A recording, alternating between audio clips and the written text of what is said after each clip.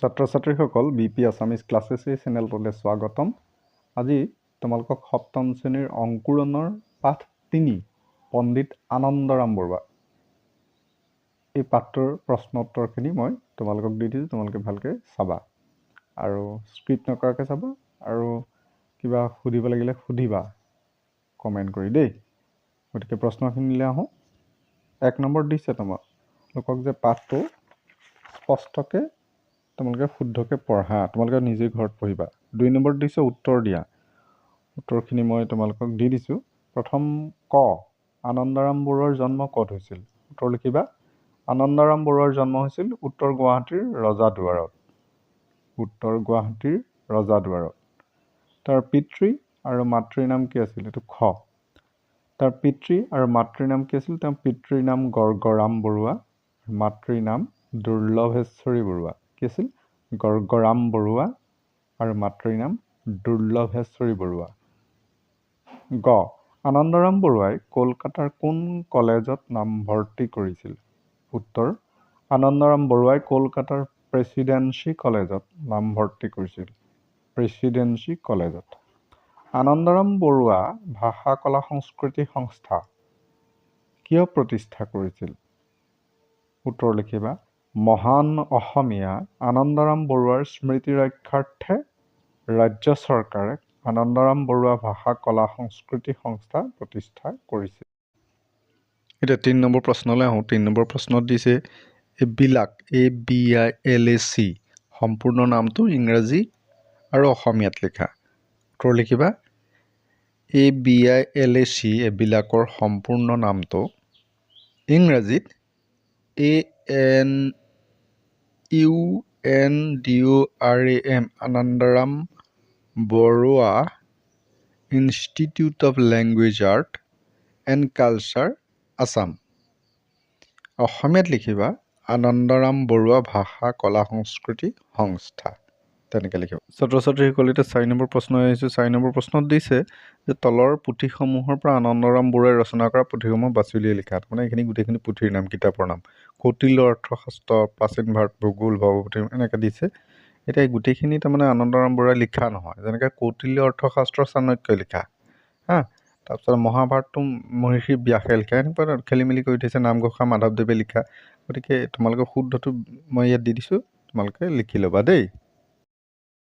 ছাত্ৰ ছাত্ৰীসকল তোমালোকক ইয়াৰ পাছত ৫ নম্বৰ দিছে আনন্দৰাম বৰুৱাই ICS পৰীক্ষাত উত্তীৰ্ণ হোৱাৰ পাছত বিলাতত হোৱা বয়সৰ বিতৰ্কত মিষ্টাৰ গ্ৰেণ্ড ডাফে দিয়া মন্তব্যটো নিজৰ ভাষাত। গ্ৰেণ্ড ডাফ আছিলে কোন?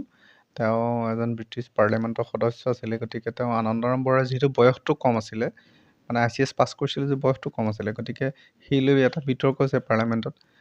তৰ্ক বিতৰ্কত তেতিয়া সেই গ্ৰেণ্ড ডাফে আনন্দৰাম বৰুৱাৰ হৈ মন্তব্যটো দিছিলে। মন্তব্যটো মই তোমালোকক দি দিছোঁ সহজ সৰল ভাষাত। উত্তৰটো এনেকৈ, মেধাসম্পন্ন যুৱক আনন্দৰাম বৰুৱাই ICS পৰীক্ষাত উত্তীৰ্ণ হোৱাৰ সময়ত ন্যূনতম বয়স কম আছিলে। সেয়েহে ব্ৰিটিছ পাৰ্লিয়ামেণ্টত ইয়াক লৈ বিতৰ্ক হৈছিল। পিছে সেই বিতৰ্কত মহানুভৱ মিষ্টাৰ গ্ৰেণ্ড ডাফে এই বুলি মন্তব্য আগবঢ়াইছিল যে ICS পৰীক্ষাৰ নিয়মাৱলীতকৈ ভিতৰুৱা উদ্দেশ্যহে আচল কথা। সুদূৰ ব্ৰহ্মপুত্ৰ উপত্যকাৰ পৰা আহি ইমান কষ্ট সাধনাৰ এজন ছাত্ৰই তীব্ৰ প্ৰতিযোগিতাৰ অন্তত সুখ্যাতিৰে উত্তীৰ্ণ হৈছে। গতিকে তেখেতৰ আকাংক্ষাৰ বাটত হেঙাৰ সৃষ্টি কৰাটো সঠিক নহ'ব। তোমালোকে এইটো এনেধৰণে ধুনীয়াকৈ লিখি ল'বা দেই। ছাত্ৰ ছাত্ৰীসকল ইয়াৰ পিছত তোমালোকক ৬ নম্বৰ দিছে আনন্দৰাম বৰুৱাৰ কৰ্মজীৱনৰ বিষয়ে কেইশাৰীমান বাক্য লিখিব লাগে। মই উত্তৰটো দি দিছোঁ। উত্তৰ, ICS পৰীক্ষাত উত্তীৰ্ণ হৈ স্বদেশলৈ উভতি আহি আনন্দৰাম বৰুৱাই শিৱসাগৰ জিলাত সহকাৰী মেজিষ্ট্ৰেট হিচাপে কামত যোগদান কৰে। ইয়াৰ পাছত তেওঁ মৈমনসিং জিলাৰ সহকাৰী মেজিষ্ট্ৰেট আৰু কালেক্টৰ নিযুক্তি পায়। ১৮৮৪ চনত নোৱাখালী জিলাৰ মেজিষ্ট্ৰেট হিচাপে নিযুক্ত হয়। নোৱাখালীত থাকোঁতে তেখেতে বহুতো উন্নয়নমূলক কাম কৰিছিল। তেওঁ স্ত্ৰী শিক্ষাৰ প্ৰচাৰৰ বাবে এখন বালিকা বিদ্যালয় স্থাপন কৰে আৰু বংগদেশৰ আঞ্চলিক ভাষাৰ বৈষম্য আঁতৰ কৰিবলৈ বংগদেশৰ ভাষাবিদসকলৰ লগ লাগি মান্য ভাষাৰ এখন অভিধানৰ কামো তেখেতে হাতত লৈছিল যদিও সম্পূৰ্ণ নহ'ল। বিভিন্ন পুথি ৰচনা কৰি অসমীয়া আৰু সংস্কৃত ভাষা সাহিত্যলৈ তেখেতে অনবদ্য অৱদান আগবঢ়াই থৈ গৈছে। এনেকৈ ধুনীয়াকৈ এইটো অকণমান দীঘল লিখি ল'বা দেই। ছাত্ৰ ছাত্ৰীসকল 7 নম্বৰ প্ৰশ্নলৈ আহোঁ। ক অংশত থকা শব্দৰ লগত খ অংশত থকা অৰ্থবোৰ 8টা নিমিলোৱা। এতিয়া মই তোমালোকক দেখুৱাই দিম। যেনেকৈ ধৰা অধ্যাৱসায়। অধ্যাৱসায় মানে নেৰা নেপেৰাকৈ লাগি থকা কাৰ্য। মন্থন।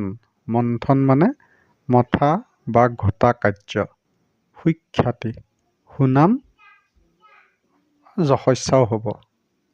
জাকত জিলিকা। অতি শুৱনি বহুতৰ মাজত চকু পৰা। অৱদান। অৱদানৰ অৰ্থ বৰঙণি বা অৰিহণা। সংকল্প কোনো কাম কৰিবলৈ দৃঢ় ইচ্ছা। অপ্ৰত্যাশিত আশা নকৰা। প্ৰতিযোগী প্ৰতিদ্বন্দ্বী। প্ৰতিযোগী বোলে প্ৰতিযোগিতা হ'ব আৰু প্ৰতিদ্বন্দ্বী থাকিব লাগিব তাত, সেইকাৰণে প্ৰতিদ্বন্দ্বী। নিযুক্ত কামত লগোৱা, কামত নিয়োগ কৰা। শেষত থাকিল মনীষী। মনীষী মানে জ্ঞানী। গতিকে পৰীক্ষাত আহিব পাৰে, তোমালোকে ভালকৈ মনত ৰাখিবা দেই। ছাত্ৰ ছাত্ৰীসকল 7 নম্বৰ প্ৰশ্নৰ পাছত 22 নম্বৰ পেজত তোমালোকক দিছে ভাষা অধ্যয়ন ব্যৱহাৰিক ব্যাকৰণ। জানো আহা। ইয়াত কৈছে মই পঢ়িছোঁ, মই পঢ়িছিলোঁ, মই পঢ়িম।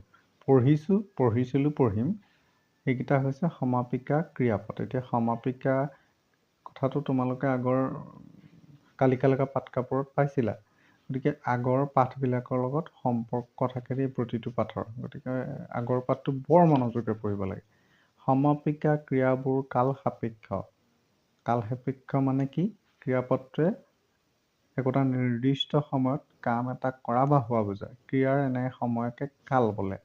যেনেকৈ বৰ্তমান কাল, অতীত কাল, ভৱিষ্যত কাল, 3টা কাল তাৰমানে। এতিয়া বাক্য কেইটামান বক্সত দিছে। আনন্দৰাম বৰুৱা সংস্কৃতৰ গাত পণ্ডিত আছিল। তেখেতে ICS পৰীক্ষাত 7ম স্থান লাভ কৰিছিল, উত্তীৰ্ণ হৈছিল। এনেকৈ আছিল, কৰিছিল, হৈছিল এইবোৰ মানে আগতে হৈ গ'ল আৰু নাই, আগতে হৈ গ'ল। গতিকে অতীত কাল। তেনেকৈ ধৰা যদি সেইটো কেতিয়াবা বৰ্তমানত হয় তেতিয়াহ'লে কি হ'ব?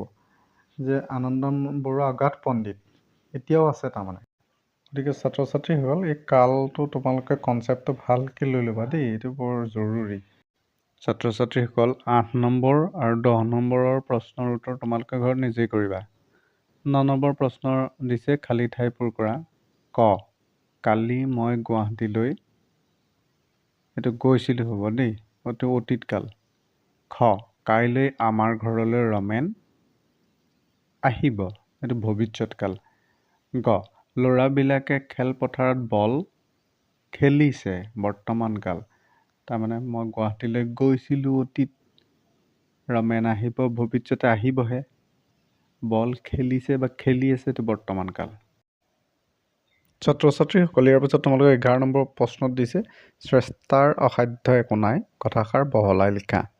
উত্তৰটো মই দি দিছোঁ। কোনো কামত কৃতকাৰ্যতা লাভ কৰিবলৈ চেষ্টা বা যত্নৰ প্ৰয়োজন। দুখ কৰিলেহে মুখ ভৰে বুলি এষাৰ কথা আছে। এই দুখ কৰা মানে যত্ন বা চেষ্টা কৰা, আৰু মুখ ভৰা মানে সফল বা কৃতকাৰ্য হোৱা। কেতিয়াবা সফলতা এবাৰতে নাহিবও পাৰে, কিন্তু বাৰে বাৰে কৰা চেষ্টাৰে সফলতা আজুৰি আনিব পাৰি। সেইবাবে কোৱা হয় যে চেষ্টাৰ অসাধ্য একো নাই। পণ্ডিত আনন্দৰাম বৰুৱাদেৱে নিজৰ অনেক চেষ্টাৰ মূৰত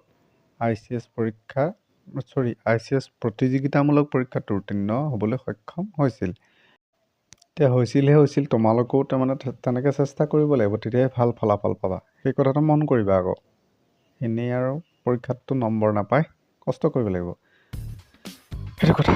আৰু হেৰি হ'ল, ময়ো কষ্ট কৰিছোঁ তোমালোকৰ কাৰণে দেই, সেইকাৰণে লাইক, কমেণ্ট আৰু ছাবস্ক্ৰাইব কৰিবি ইহঁতও বোপাইহঁত বুলি ধেমালি কৰিছোঁ আৰু কৰিবা। গতিকে চাবা। Thank U.